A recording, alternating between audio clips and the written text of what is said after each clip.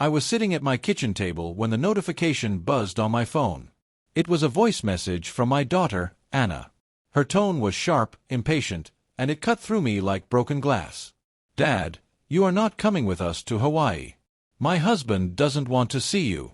We'll manage fine without you." For a moment, I thought I had misheard. After all, I was the one who had planned the vacation, paid for the flights, the hotel, even the excursions. I had imagined the joy of watching my grandkids play in the sand. I had pictured us sitting together by the ocean, telling stories the way my late wife and I once did. Instead, my daughter's voice told me I was unwanted, dismissed like a burden. The air in the room grew heavy, and my hands trembled around the phone. I sat there staring at the message, replaying it over and over, hoping the words would change. But they didn't. Each repetition made the sting sharper, like pressing salt into an open wound. My heart pounded in my chest, not from anger at first, but from disbelief. My own daughter, the little girl whose scraped knees I once bandaged, whose nightmares I once soothed with lullabies, now spoke to me as if I were nothing more than an inconvenience. I whispered out loud, almost pleading with no one but myself, "Why would she do this to me?" The silence of the empty kitchen offered no answer, only the distant hum of the refrigerator and the ache of loneliness that pressed down on me like a weight I couldn't lift. I wanted to believe that maybe her husband, Mark, had pressured her, that she didn't mean the words she sent. But then I remembered the way he had always looked at me, with that subtle curl of his lips, like I was some old relic taking up too much space. He had never liked me. He thought I was weak, outdated, a man whose best years were long behind him. He had made little comments over the years, about my retirement, about the way I dressed, about how I still carried a flip phone until Anna bought me a smartphone last Christmas. Now he had gotten what he wanted. He had convinced my daughter to push me out, to erase me from the trip I had dreamed about for months. I sat slumped in my chair, the phone resting cold in my palm. Images of the past weeks flashed through my mind. I had carefully checked the hotel packages, found one close to the beach where the kids could play safely. I had booked a suite big enough for all of us, imagining the laughter, the shared breakfasts, the long walks at sunset. I had even arranged for a surprise luau on the second night. Every detail was chosen with love, with the thought that this trip would be our first big family vacation since my wife, Carol, passed away. Now, all of it felt like a cruel joke.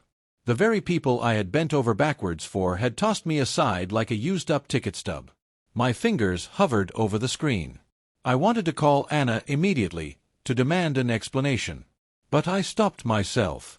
I had learned long ago that when people showed you who they were, you had to believe them. My chest tightened, and tears blurred my vision. I hadn't cried like that in years, not since Carol's funeral. I buried my face in my hands and let the grief pour out, my sobs echoing through the empty house.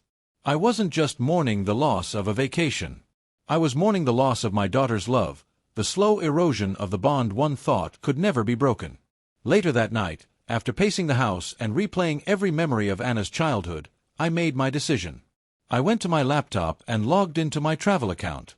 With one click after another, I canceled the hotel, the rental car, the luau, and finally, the plane tickets. Each cancellation email felt like a nail in the coffin of the dream I had built. But it also gave me a strange sense of control. If I wasn't welcome, then I wouldn't pay for them to enjoy themselves without me. When they arrived at the airport the next morning, ready for their tropical escape, they would be greeted not by the warm Hawaiian air but by a cold reality. No tickets, no hotel, no trip. The next morning, my phone buzzed furiously on the counter. First 5 missed calls, then 10, then 20. By noon, there were 50 missed calls, all from Anna and Mark. My voicemail was filled with messages, anger, confusion, desperation. "Dad, what did you do? We're at the airport. The kids are crying. Call me back now."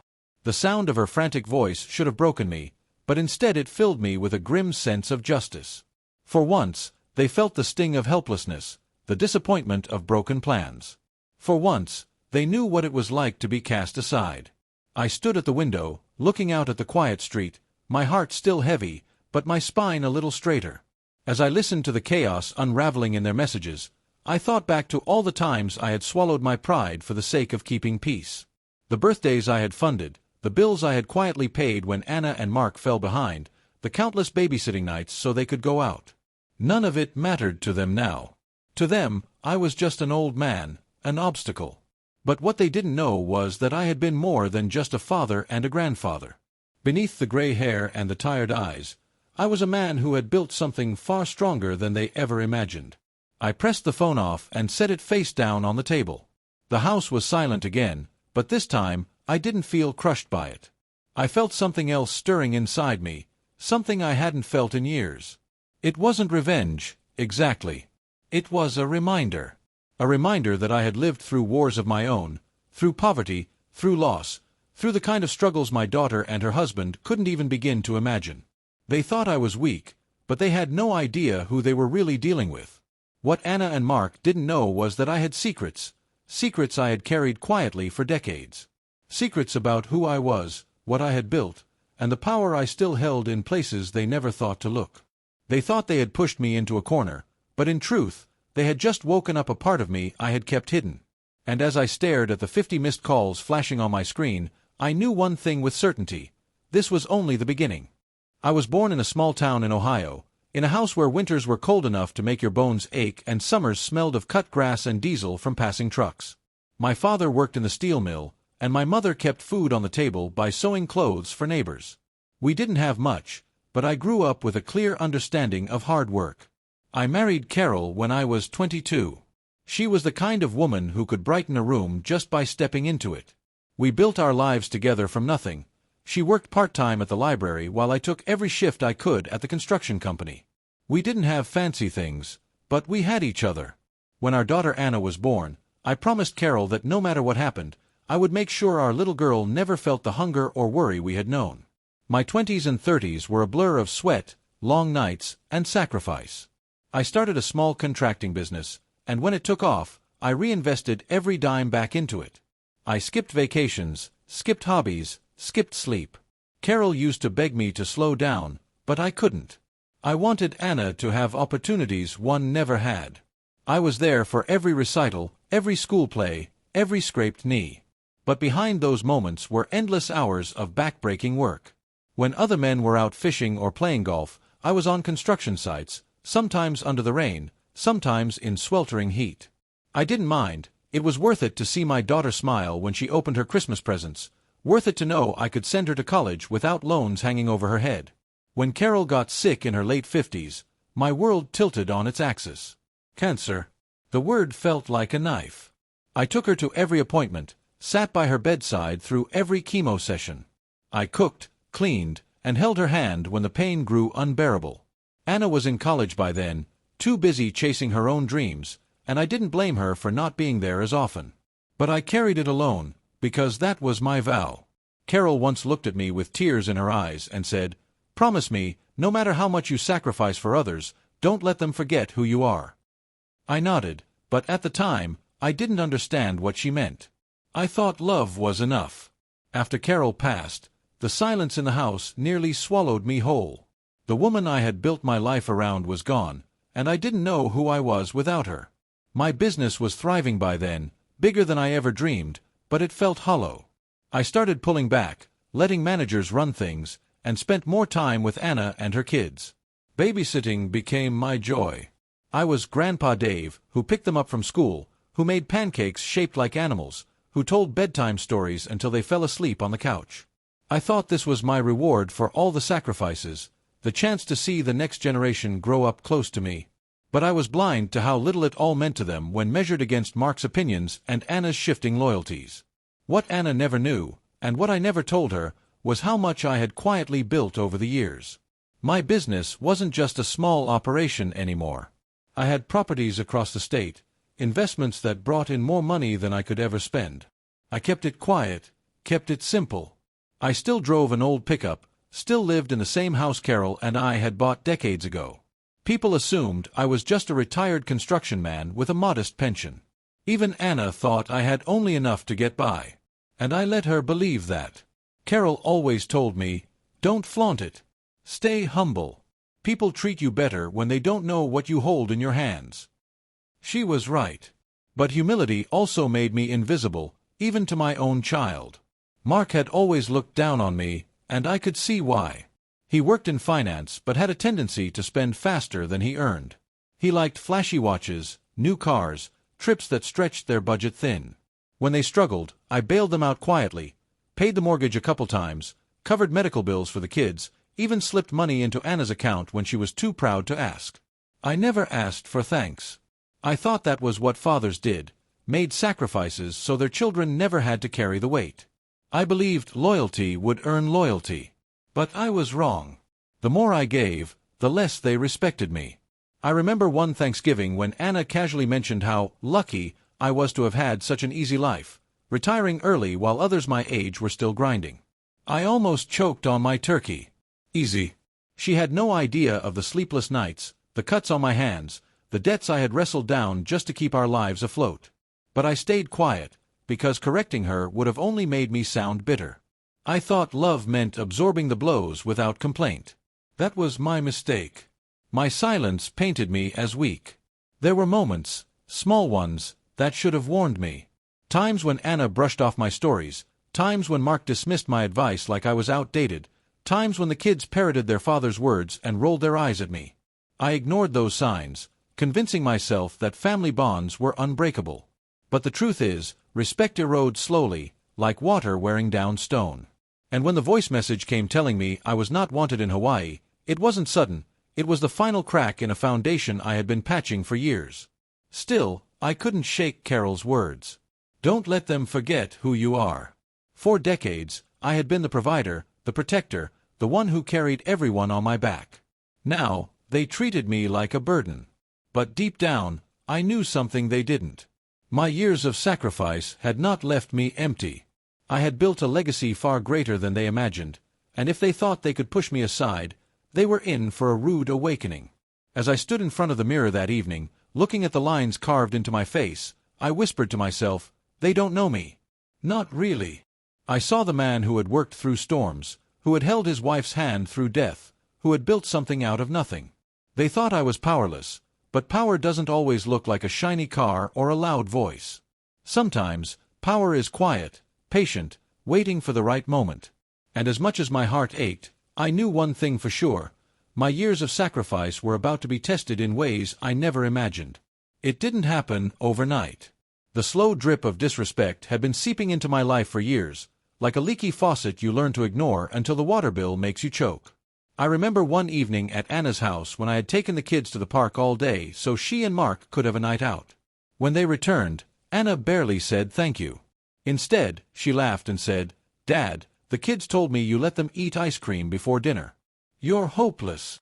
Mark chuckled too, shaking his head as if I were a child instead of the man who had raised her. I laughed it off at the time, but inside, it stung. I had given them my entire day, and all I got was mockery. It wasn't about ice cream, it was about the way my role had shifted from respected father to tolerated babysitter. There was another time, during Christmas, when I had spent hours stringing lights outside Anna's house, making it sparkle for the kids. When they came out to see it, their faces lit up, and I felt a flicker of the joy I used to feel when Carol and I decorated our own home. But Mark rolled his eyes and muttered, "Looks like something out of the '80s. Anna laughed at his comment instead of standing up for me. I smiled weakly and kept quiet, but the truth burned in my chest.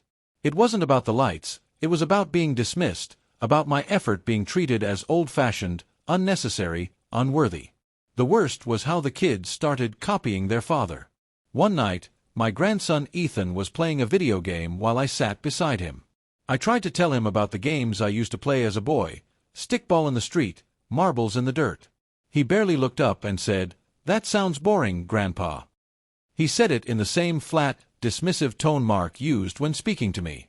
I chuckled to hide the hurt, but deep inside, I felt something shatter. Respect isn't just taught, it's modeled.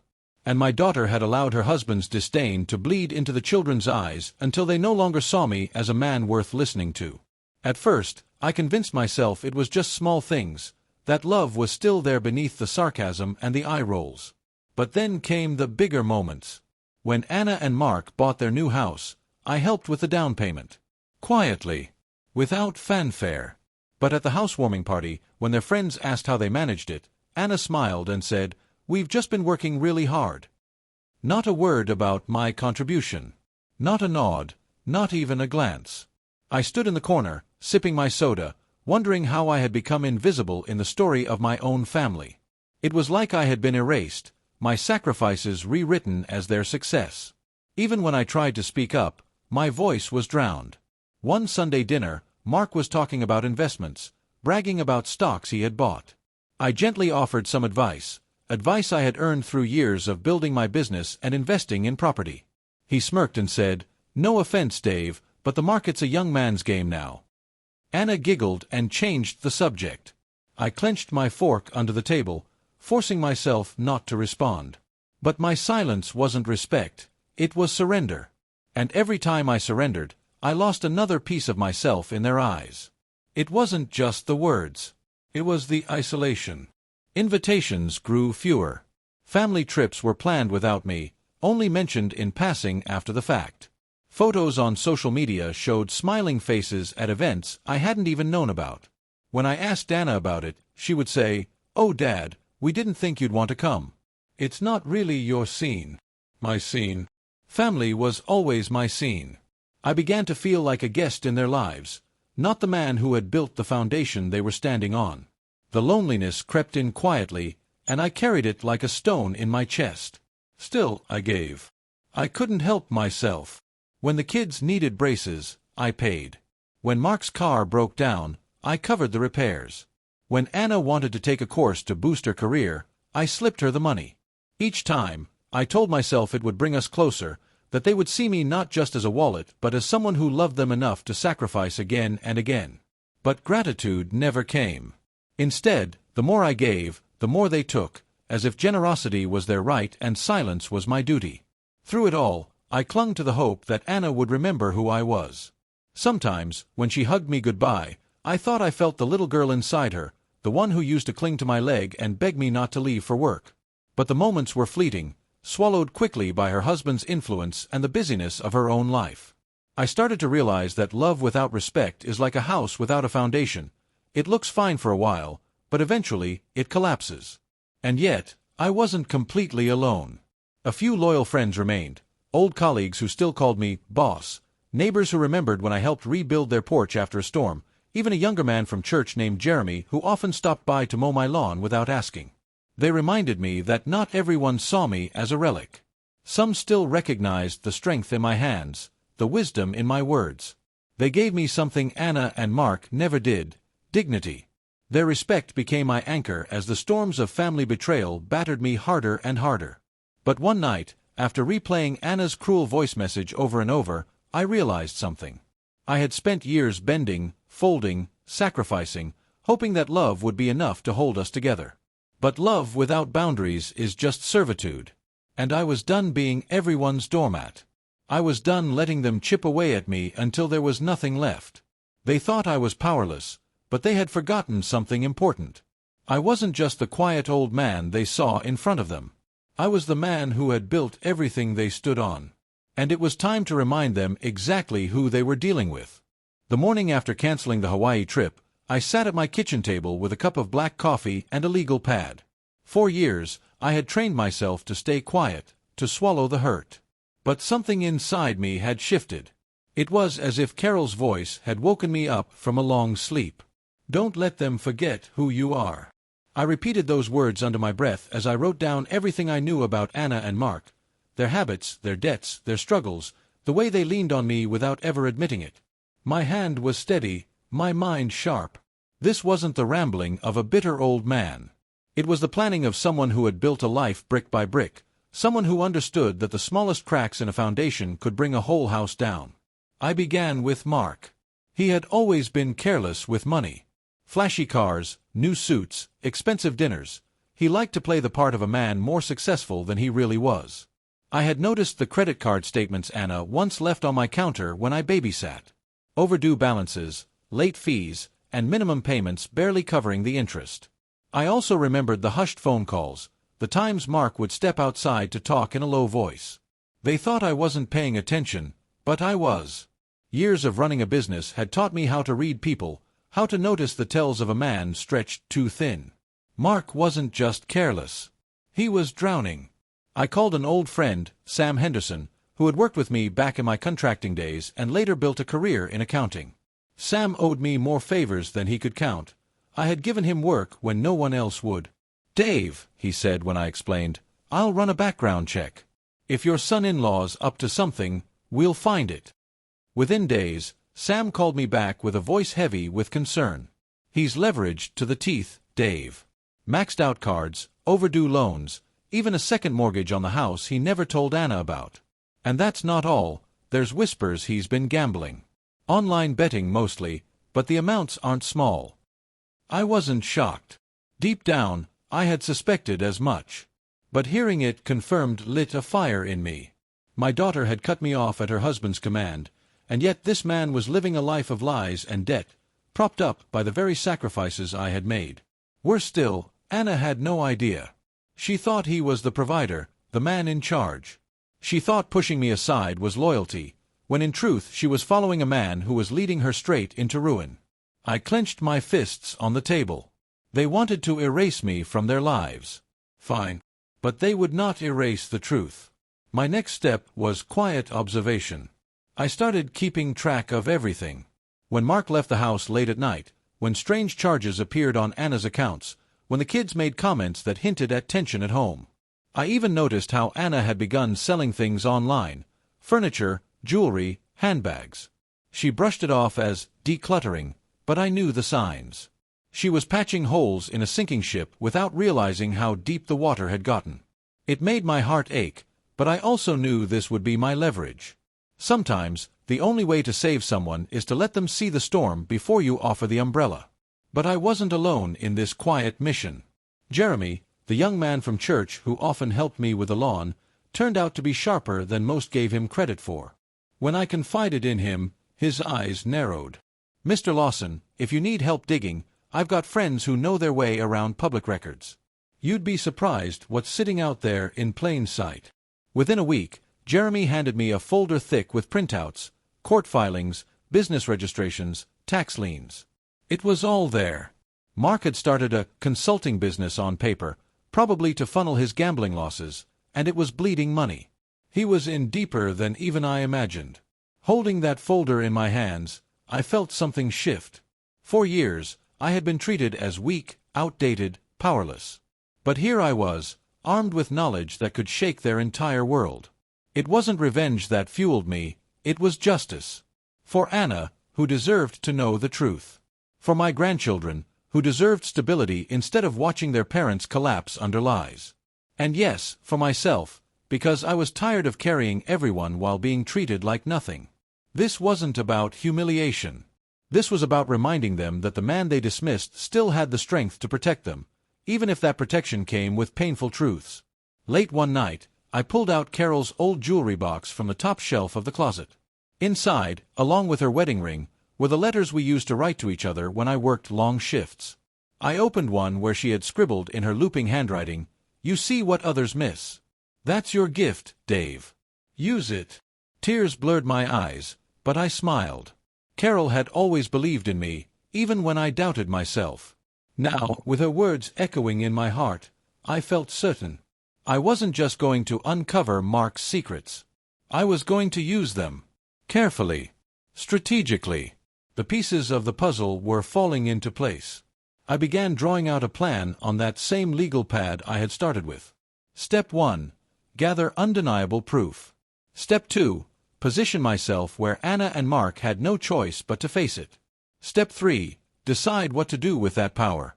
I didn't know yet if I wanted to expose Mark publicly, confront Anna privately, or let the weight of his lies crush him until he confessed. But I knew this much. My days of silence were over.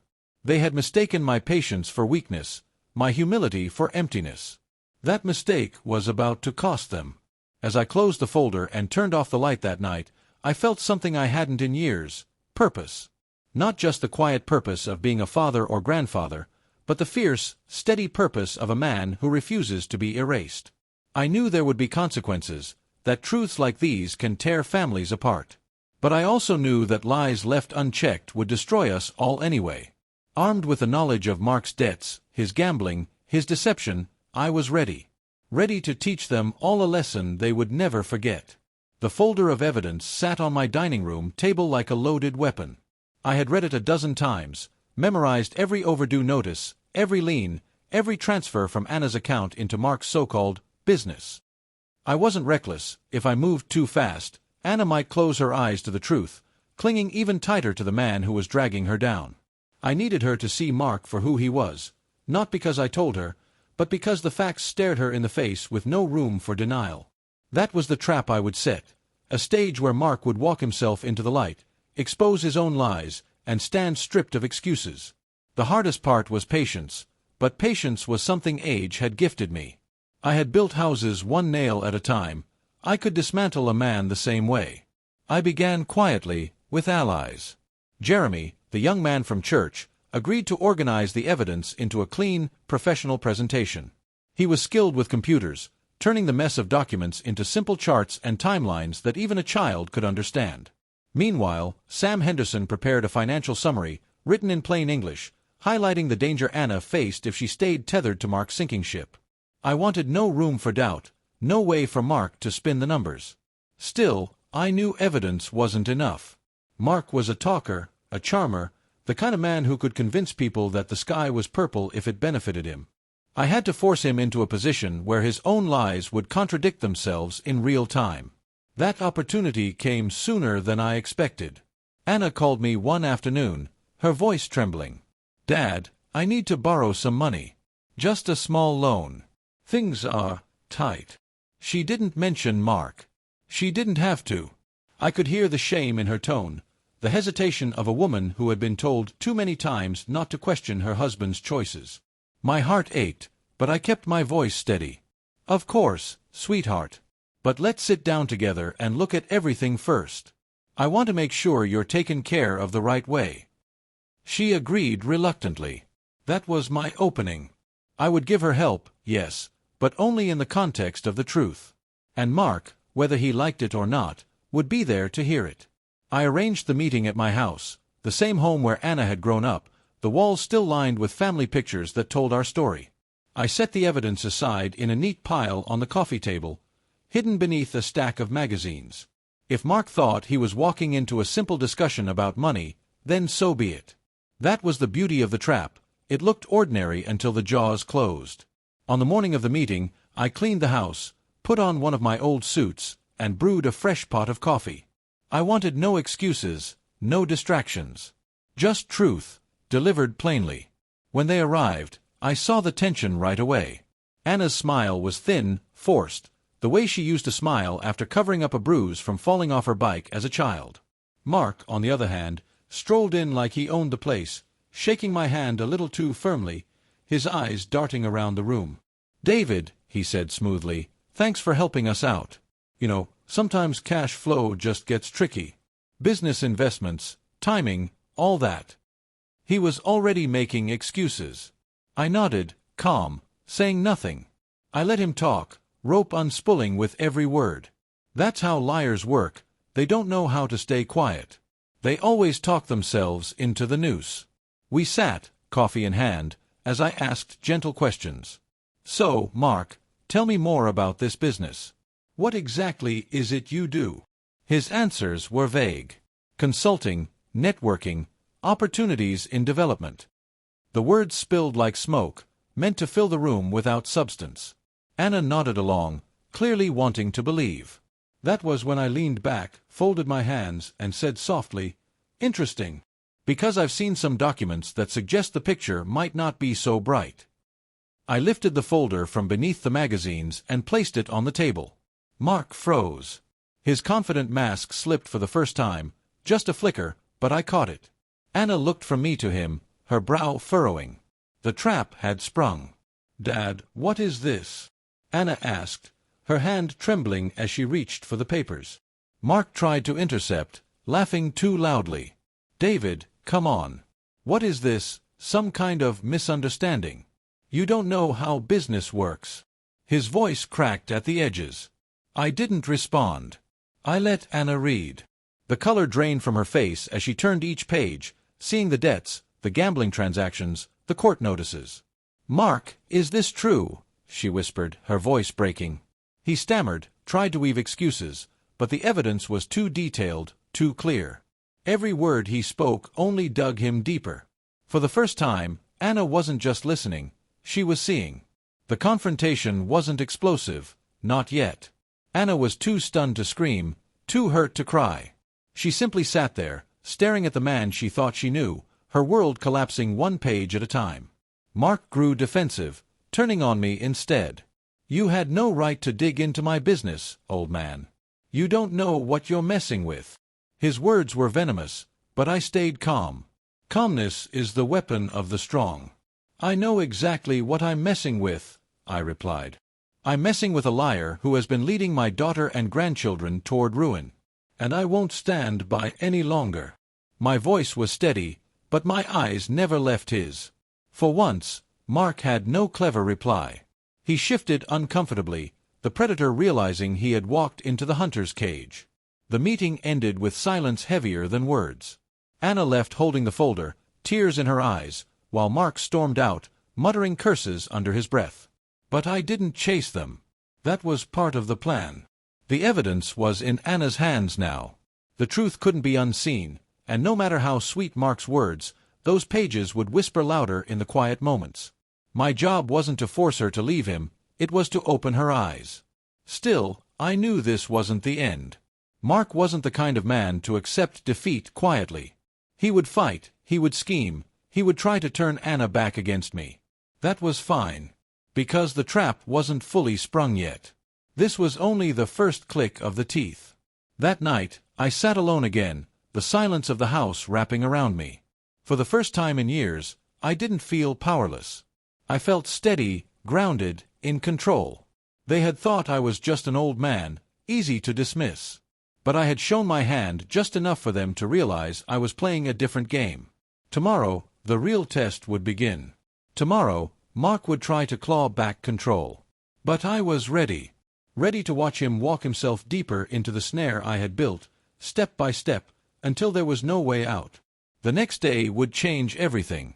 The days after that first meeting were quiet, but I knew silence could be the loudest warning of all. Mark avoided me, which meant he was scrambling. Anna called once, her voice tired, asking if we could all just talk it out. I agreed, though I could hear in her tone she still wanted to believe him. That was the hardest part, watching my daughter wrestle between love and truth. But I also knew time was my ally. Every hour she held that folder of documents was another hour the lies gnawed at her. Eventually, she suggested a family dinner at their house. Mark wanted me there too, which told me he was planning something. Maybe an ambush of words, maybe an attempt to paint me as meddling. Either way, I was ready. If he wanted confrontation, I would give him one he'd never forget. I arrived that Saturday evening dressed not in casual clothes, but in the same navy suit I had worn to Carol's funeral. It wasn't vanity, it was armor. A reminder that I carried history, weight, dignity. When Mark opened the door, his smile was tight, his handshake too firm. The dining room smelled of roast chicken, mashed potatoes, and fresh bread. Anna had gone all out, probably hoping food could soften what was coming. My grandchildren hugged me, and for a moment I almost wished the night could just be ordinary. But there was no turning back. We sat at the table, plates clinking, conversation forced. Mark led most of it, bragging about his clients, dropping names that meant nothing, laughing too loud at his own stories. He was performing, desperate to reassert control. Halfway through the meal, he set down his glass and leaned toward me. "David," he said smoothly, "I think there's been a misunderstanding. Anna tells me you've been worried about finances. I get it, you're from another generation. But things are different now. Investments, risks, new industries. You wouldn't understand. You've worked hard your whole life, but the world's changed. I just need you to trust me with your daughter's future." His words were rehearsed, carefully chosen, designed to make me look outdated. Anna glanced nervously at me, waiting. I didn't answer immediately. Instead, I dabbed my mouth with a napkin, leaned back, and studied him like a man studies a cracked beam before deciding where to swing the hammer. "I don't have to understand modern industries," I said finally, my voice calm but firm. "Numbers don't change with the times. Debt is still debt. Lies are still lies. And I don't think Anna fully realizes how deep you've buried her." Mark's face flushed, and he laughed too quickly. "There you go again, David. Listening to rumors, poking into things you don't get. This is exactly what I warned Anna about, your controlling nature. You can't just let go." He thought he had me cornered, that he could spin it as generational conflict. But he underestimated me. Slowly, I reached into my briefcase and laid out the binder Jeremy had prepared. Clean, concise, undeniable. "This isn't rumor," I said. "This is fact." Anna's fork clattered onto her plate. Mark's eyes darted to the binder, and for a moment, fear flickered across his face before he buried it beneath a smirk. "What, more papers? You think some printouts can prove anything?" I opened the binder and slid it toward Anna. She hesitated, then flipped the first page. Charts, bank statements, transactions highlighted in red. Silence fell over the table except for the turning of pages. The children sat quietly, sensing something grown-up and heavy unfolding. Anna's lips trembled as she read. "Mark, what is this?" "These are our accounts. These are my accounts." Mark sputtered, reaching across the table to close the binder, but I caught his wrist mid-motion. His skin was hot, tense, and I squeezed just enough to remind him he was not in control here. That was when the mask cracked. Mark snapped, his voice sharp. "You think you can come into my house and embarrass me in front of my family? You think you're the savior here? You're nothing but an old man who can't stand not being in charge anymore." His words echoed in the dining room, venomous. The children shrank back, Anna's eyes filled with tears. But I didn't flinch. My voice stayed level, almost soft. "You're right, Mark. I am an old man. But I built everything I have from nothing. I raised a family, I buried my wife, I worked with my hands until they bled to make sure no one under my roof went hungry. And I'll be damned if I let you drag my daughter into ruin while hiding behind fancy words. So if you think I'll back down because you raise your voice, you don't know me at all." The room was still. Anna looked at me, then back at Mark, searching his face for answers he couldn't give. Finally, she pushed the binder toward him, her hands shaking. "Tell me these aren't real. Tell me my father's lying." Mark opened his mouth, but no words came. The silence was louder than any confession. Anna covered her face, sobbing. The children whispered to each other, confused and frightened. I wanted to comfort her, but I knew this was a moment she had to face herself. The veil was lifting, and she was seeing the man she married for who he really was. All I could do was hold the line steady so she wouldn't collapse completely. When Mark finally spoke again, his voice was lower, angrier. "You think you've won something tonight, David? You haven't. Families stick together. Anna loves me. She'll forgive me. And you'll end up alone, bitter, watching from the sidelines." He wanted to wound me, to remind me of my age, my solitude. But I only smiled, tired but resolute. If being alone means not living with lies, then I'll take solitude over poison any day. But Anna deserves better. And whether you believe it or not, she knows it now too. I looked at my daughter, her face streaked with tears but her eyes slowly hardening, sharpening. She wasn't the naive girl anymore. She was a woman staring betrayal in the face. That was the true confrontation, not between me and Mark, but between truth and denial, and the truth was winning. We didn't finish the meal. The children were ushered upstairs, Anna retreating with them for a moment of calm. Mark stormed outside, pacing the yard like a caged animal, smoking a cigarette with shaking hands. I stayed seated at the table, steady, refusing to yield my ground. When Anna returned, she looked at me with gratitude and pain all at once. "Dad, I didn't want to believe it. But now I can't unsee it. Thank you." Her voice cracked, but there was strength there too. The confrontation had done what it needed to. The lies were shattered, the truth laid bare. Mark could rant, threaten, and charm all he wanted. It didn't matter anymore. The battle was no longer for my daughter's belief, it was for her future. As I left that night, the air cool and sharp against my face, I felt no triumph. Confrontations don't heal. They wound, they expose, they leave scars. But they are necessary. Walking down the front steps of Anna's house, I knew this wasn't the end. Mark would fight back. Liars always do. But the tide had shifted. For the first time, Anna had seen him clearly. For the first time, she looked at me not as a meddling father, but as a protector. And that made all the difference. Because this was only the beginning. I still had years of disrespect to address, and Mark had no idea just how far I was willing to go to make sure my family finally understood who I truly was. The days after the dinner were like living in the aftermath of a hurricane. The storm had ripped through Anna's home, tearing away the facade, and now all that remained were broken pieces lying in plain view. Mark didn't come home for 2 nights after our confrontation. He stayed out, no doubt scrambling, scheming, trying to piece together a story that could salvage his crumbling empire of lies. Anna called me often during those 2 days, sometimes crying, sometimes silent, sometimes angry, not at me, but at the truth itself. "I don't know how I didn't see it, Dad," she whispered once. I told her gently, "Love makes us blind, sweetheart. That's not your fault." Still, I could feel the shift inside her. She wasn't defending Mark anymore. She was questioning him. And that was the first step toward freedom. On the 3rd day, Mark came back. Not quietly, not apologetically, but with fire in his eyes. Anna told me later that he barged into the house, slamming doors, accusing her of betrayal. "How could you let him poison you against me?" he shouted. "Do you think your father cares more about you than I do?" Anna, to my surprise, didn't shrink back. She told me she stood her ground, binder in hand. "This isn't poison, Mark. These are facts. I've seen the bills, the debts, the gambling. You lied to me."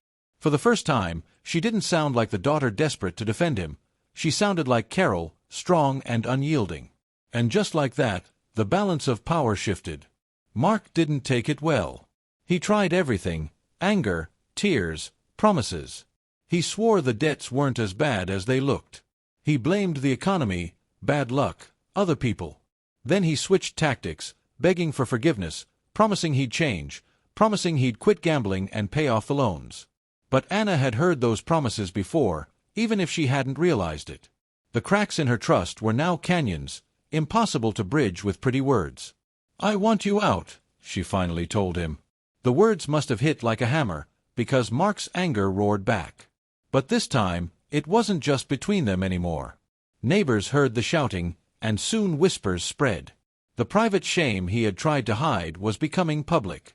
It didn't take long for the rest of the family to get involved. My son, Michael, called me from across the country after hearing from Anna. "Dad, what the hell is going on over there?" he asked, half disbelieving. I told him the truth in measured words, explaining Mark's debts, the gambling, the deception. Silence hung on the other end of the line before Michael sighed. "I always thought he was too slick. Anna deserves better."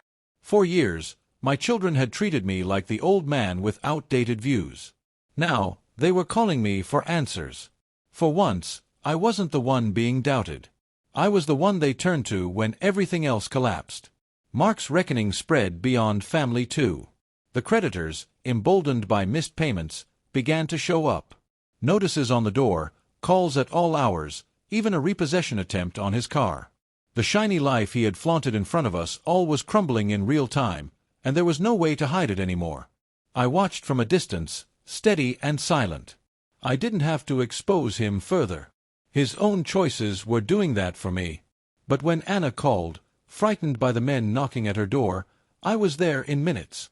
Standing tall, I told the collectors that the house was in her name alone, and they had no claim to it. They backed off, at least for the moment. For Anna, it was another reminder. When Mark faltered, it was her father who stood firm. The reckoning also revealed loyalties I hadn't expected. Jeremy, the young man from church, came by one evening with groceries for Anna, unasked, unpaid. "She shouldn't have to go through this alone," he told me. Even Michael, usually distant, called the kids every night, offering to fly them out for a visit. And Anna's best friend, Susan, who had once brushed me off as overbearing, confessed to Anna that she'd long suspected Mark's gambling but had been too afraid to say anything. Slowly, the truth was stitching a new circle around Anna, a circle built not on illusion but on support.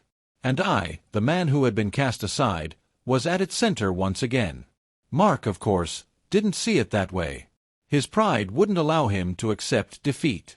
He stormed back into Anna's life repeatedly, demanding to be heard, trying to manipulate the children, painting me as the villain who had destroyed the family. But the children weren't blind anymore. One evening, my granddaughter told me quietly, "Grandpa, Mommy cried less when you came around. But when Daddy comes, she cries more." Out of the mouths of babes. The reckoning wasn't just financial, it was emotional. The children saw the difference, and no amount of Mark's charm could rewrite what they lived every day. It all came to a head one Sunday afternoon, when Mark showed up at Anna's house unannounced while I was there fixing a leaky faucet. He was furious, his face red, his voice booming as he accused me of turning his family against him. "You think you're the hero, old man? You're pathetic. You live alone, no wife, nothing to your name but old stories. I'm the future of this family." I stood, wrench still in hand, and met his glare. "No, Mark. You were the mistake of this family. And mistakes can be corrected." My voice wasn't loud, but it was enough. Anna stepped in then, her face pale but firm. "He's right, Mark. You're done. Leave." The finality in her tone left no room for argument. Mark sputtered, cursed, but the children clung to Anna's legs, and the sight broke whatever power he thought he had left. He left that day, and something told me he wouldn't be back. As the dust settled, the family began to see me differently. Not as the relic of another time, not as the burden who couldn't keep up, but as the man who had saved them when everything else failed. Neighbors nodded at me with respect again. Friends from church stopped me to ask how Anna was doing. Even Michael admitted on the phone, "Dad, I don't say this enough, but you've held us together." The reckoning wasn't just Mark's downfall, it was my redemption. After years of being disrespected, sidelined, and forgotten, my family finally remembered who I truly was. And as I sat on my porch that evening, the sunset glowing over the horizon, I knew the hardest battles were behind me. Justice had been served, not by anger or fists, but by truth, patience, and quiet strength. But as I sipped my coffee, I also knew this wasn't the end of the story. Mark was gone, yes, but scars remained. Anna would need to rebuild, the children would need healing, and the family would need time to trust again. That was the work ahead, the slow work, the important work. And I was ready. Because in the end, reckoning isn't just about tearing down. It's about clearing the ground so something stronger can rise in its place. The house felt different after Mark left. The silence wasn't heavy anymore. It was clean, like a fresh sheet laid over a weary bed. 4 months, his presence had turned every corner into a battlefield, but now there was peace. Anna still moved through the rooms with a kind of caution, as though expecting him to burst in again. But with each passing day, her shoulders eased a little more, her smile lingered a little longer, and her laughter, faint at first, began to return.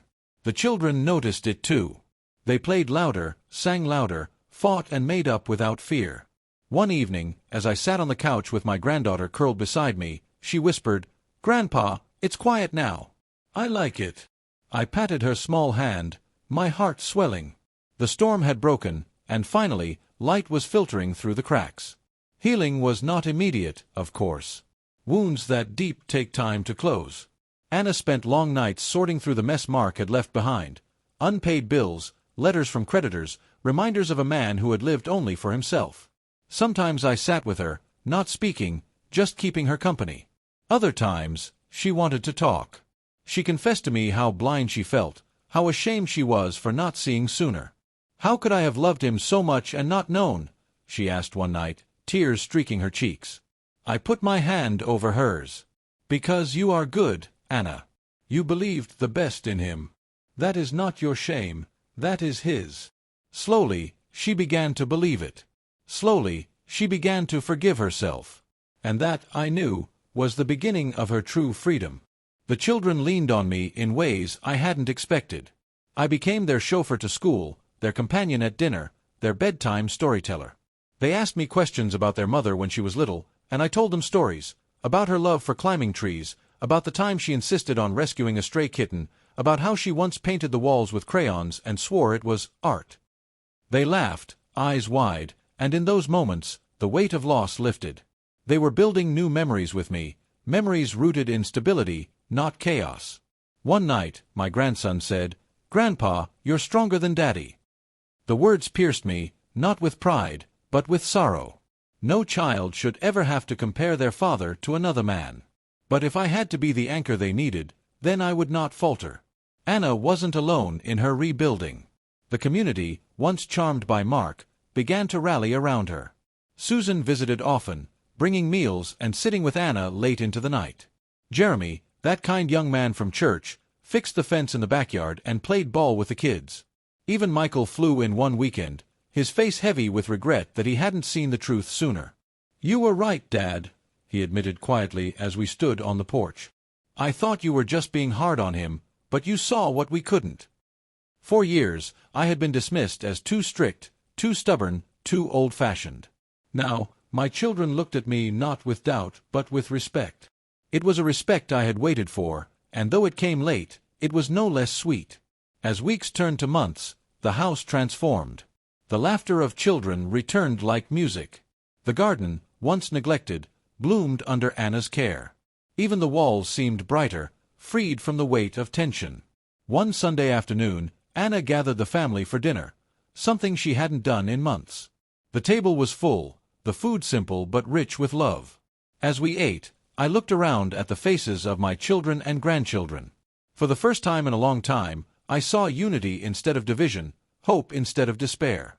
Anna raised her glass halfway through the meal and said softly, "To Dad, for protecting us when we didn't even know we needed it."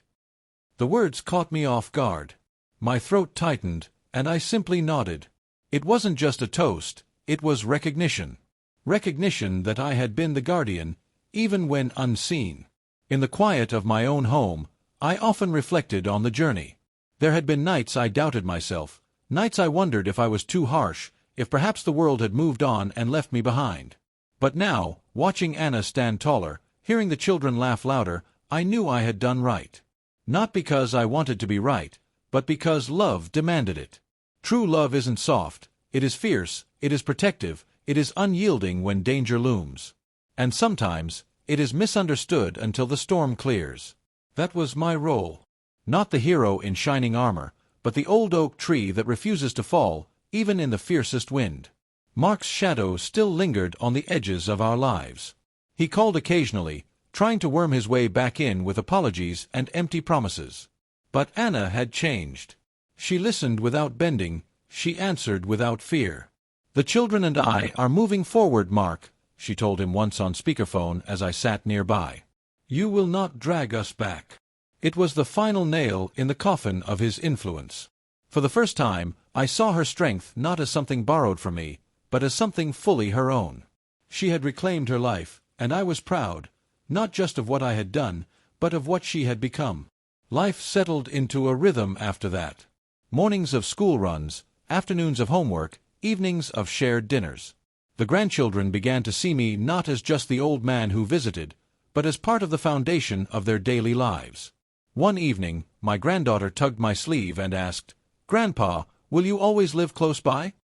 I smiled, hiding the lump in my throat. "As long as you need me," I said. And I meant it. For all the years I felt invisible, forgotten, dismissed, this was my reward. To be needed, respected, loved not for what I once was, but for what I still am. The new beginning was not loud, not dramatic. It was simple, steady, quiet, like the slow growth of roots beneath the soil. It was in the way Anna smiled when she came home from work, no longer weary but hopeful. It was in the way the children slept soundly through the night. It was in the way Michael called more often, bridging the distance between us. And it was in the way the family, once fractured, now leaned on each other with trust. I was no longer the forgotten patriarch. I was the pillar, the foundation, the oak that had weathered the storm. And as I sat on the porch one evening, the sun setting in gold and crimson, I whispered to myself, "This is enough." For in the end, redemption is not about grand gestures or applause. It is about love restored, respect reclaimed, and family made whole again. Did you like my story? And which city are you listening from? Let's meet in the comments. If you like the story, you can support me by sending a super thanks so I can keep bringing more stories like this. Thank you so much for your sweet support. I'm looking forward to your comments on the story. On the screen, you can see 2 new life stories that I highly recommend. There's so much more on my channel. Don't forget to subscribe. See you in the next life story.